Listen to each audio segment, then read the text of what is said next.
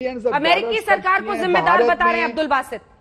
आपको जिम्मेदार ठहरा रहा हूं कि आप लोगों ने भी इन्वेस्ट किया और एनडीएस अजय जैन भुजौरिया। हाँ जी सो ये कोई भी कुछ भी कह सकता है, वो तो कोई बात नहीं है, लेकिन जो विजुअल्स हम देख रहे हैं उसे देख के सभी को तकलीफ हो रही है।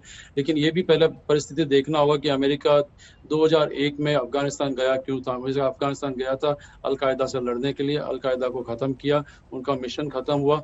उसके बाद में मिशन बदल गया और अफगानिस्तान में डेमोक्रेसी और उसकी लीडरशिप को सपोर्ट करने के लिए अमेरिका ने ये सिचुएशन क्यों नहीं असेस किया ठीक से भुटौरिया साहब? या आप लोगों को पता था कि ये कब्जा तालिबान करने वाला है? अपने आंखें मूंद ली। 20 साल तक अमेरिका रुका रहा। 2300 अमेरिकन लोगों और हजारों सिविलियन की जानों के बाद में जब अमेरिकन एक गवर्नमेंट बिल्ड हुई और उसको चलाया, उसके बाद में ये अफगानी लीडर्स की और अफगानी सेना और अफगानी लोगों की आत्मनिर्भरता और उनको अपना देश चलाना था, न कि अमेरिकी युवा सैनिक। भुटौरिया साहब मैं एक सवाल पूछ रही हूँ, आप सवाल सुने उसका जवाब दें। वैसे तो अमेरिका हर देश और उसकी राजनीति में किसी न किसी तरीके से अलग अलग मुल्कों में इंटरफेयर करता रहा है, तो ये अगर आप सोच रहे हैं कि पूरी तरह से आपने पास ऑन कर दिया था, आप मेरा सवाल सुनिए, उसका कॉन्टेक्स्ट समझिए, फिर जवाब दीजिए।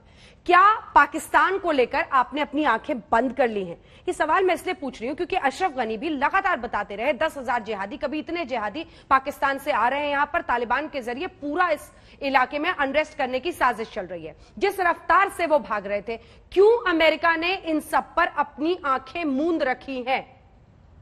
पाकिस्तान एज टेररिज्म का सेंटर, अगर हिलरी क्लिंटन एक वक्त पर बोल सकती हैं कि अपने आंगन में पालोगे तो तुमको भी काटेंगे ये सांप, फिर भी कुछ नहीं होता है, फिर भी जब वो कटोरा फैलाते हैं अमेरिका पैसे दे देता है। आई थिंक आपको देखना चाहिए कि ट्रंप एडमिनिस्ट्रेशन के समय ये पॉलिसी चेंज हो गई थी। उन्होंने पाकिस्तान को जो सपोर्ट एड दी जाती है वो बंद कर दी थी। तो इस तरह से ये जो नेशनल सिक्योरिटी एजेंसीज है वो देख रही है कि कौन क्या कर रहा है, उस हिसाब से जो सपोर्ट है वो कम हुआ और चेंज हुआ है पॉलिसीज। और जहां तक ये यहाँ से निकलने का था, और आज अगर हम 6 महीना और भी रुक जाते, साल भर और भी रुक जाते, तो ये प्रोसेस तो कंटिन्यू रहता। लेकिन थोड़ा सा जिस तरीके से एग्जिट हुआ वो एग्जिट बेटर हो सकता था, लेकिन एग्जिट तो अमेरिका को करना ही था, क्योंकि कह रहे हैं कि गुलामी की बेड़ियों से अफगानिस्तान निकला है। इस पर आप क्या कहेंगे अब्दुल बासित से? तालिबान का राज, उन्हें लग रहा है गुलामी की बेड़ियों से अफगानिस्तान निकला है।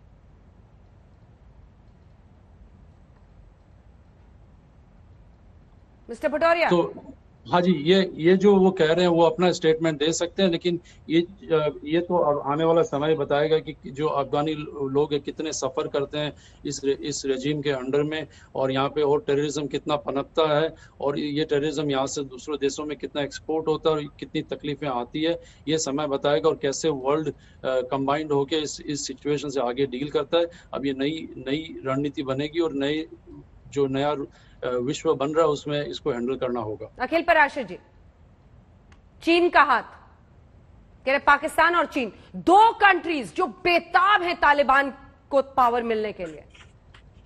जी, आज तो चीन ने एक तरह से स्वीकृति भी दे दी है, और जो चाइना का जो चीनी विदेश मंत्रालय है उसके जो चीनी प्रवक्ता है हुआ चुनयिंग ने, उसने ये बोला कि जो अफगान लोगों की जो इच्छाएं हैं और जो विकल्प है उसका सम्मान करता है चीन। यानी कि इनडायरेक्टली ये कह दिया है कि जो अफगान तालिबान है ये अफगान लोगों की इच्छा है और विकल्प है। ये तो तालिबान को एक विकल्प करार दे दिया है, और ये भी कहा है कि हम अफगान तालिबान के साथ मिलकर आगे की भागीदारी करेंगे, और एक तरह से समर्थन दे दिया। देखिए, आप ये देखिए, तालिबान की जो कूटनीतिक जीत है वो तो जुलाई में ही होगी थी, 28 जुलाई को, जब चीनी विदेश मंत्री वांगी और जो ये तालिबान के जो ऑफिसर हैं, ये जो अब नए ये राष्ट्रपति बनने वाले हैं, इनकी जो मुलाकात हुई थिएनचिन में, और एक खुलेआम तरीके से जो मुलाकात हुई वो दिखाकर हुई फोटो के साथ, तो आप इसी से अंदाजा लगा सकते हैं कि एक तो तालिबान की ऐतिहासिक जो कूटनीतिक जीत है वो हो चुकी थी, और दूसरी बात वक्त की कमी है, चीन कहीं ना कहीं मान गया कि एक सवाल आपसे ईमानदारी से करती हूँ, क्योंकि आप हिंदुस्तान में भी रहे लंबे वक्त तक, ईमानदारी से जवाब दीजिएगा। आपको अपनी आने वाली पीढ़ियों की जरा सी चिंता नहीं होती? चीन पाकिस्तान मिलकर जो ये अफगानिस्तान में खेल खेल रहे हैं, जो पूरा विश्व समझ रहा है, आप भी ये तस्वीरें देख रहे होंगे, आपको भी ये टीवी जब बंद होगा तो आपकी भी नींद जरा उड़ेगी। तालिबान पड़ोसी मुल्क है आपका, मैं बात करूं अब संजना साहिबा, देखिए आपको दुख इस बात का है कि आपने भी बहुत आप हमारे दुख को छोड़िए, थोड़ी सी ईमानदारी रखिए सर। अच्छा चलिए, मैं आप एक डिप्लोमेट रहे हैं, आपको पता है अंतर्राष्ट्रीय संबंधों का, आपने दुनिया देखी है, आपने दुनिया देखी है ना। नहीं अब्दुल बासित साहब, क्योंकि आप फिर वही प्रोपेगेंडा पर आएंगे, आप ईमानदार जवाब मुझे दे नहीं रहे। अंजना साहिबा मेरी बात सुन लीजिए। देखिए जहां तक तालिबान का ताल्लुक है, भारत ने भी बहुत कोशिश की पिछले दिनों कि उनसे कोई मुलाकात हो जाए दोहा में, लेकिन तालिबान ने आपको ओब्लाइज नहीं किया। तो आप क्या बात कर रही हैं? आपकी प्रॉब्लम यही है, आपकी प्रॉब्लम यही है, आपकी प्रॉब्लम यही है कि सच आपको दिखता नहीं है। सच जब पहाड़ बनकर आपके ऊपर गिरता है तब शायद होश में आ पाए। ऐसा अभी तक तो नहीं हुआ है, लेकिन देखते हैं।